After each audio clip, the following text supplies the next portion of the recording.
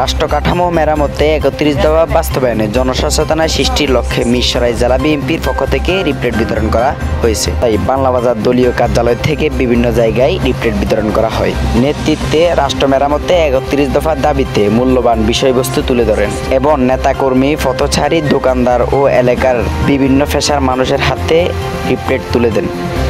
আগামী নির্বাচনে ধানের শীষকে ভোট দেওয়ার জন্য আহ্বান জানান। সে সাথে গণতন্ত্র পুনরায় উদ্ধারের জন্য বিএনপির আহ্বান জনগণের কাছে পৌঁছে দেন। এছাড়া মিরসরাই উপজেলা ৬ নং ইসাখালী ৯ নং ওয়ার্ড যশোর বাংলা বাজার বিএনপির মনোনয়ন প্রত্যাশী নুরুল আমিন চেয়ারম্যানের উদ্যোগে ৬ নং ইসাখালী যুব দলের যুগ্ম আহ্বায়ক মোহাম্মদ ইমামউদ্দিনের এর নেতৃত্বে লিফলেট বিতরণ করা হয়েছে। লিফলেট বিতরণ অনুষ্ঠানে প্রধান অতিথি হিসাবে উপস্থিত ছিলেন ৬ নং ইসাখালী ইউনিয়ন বিএনপির সাবেক সদস্য সচিব মঞ্জুল হক মঞ্জু ভাই।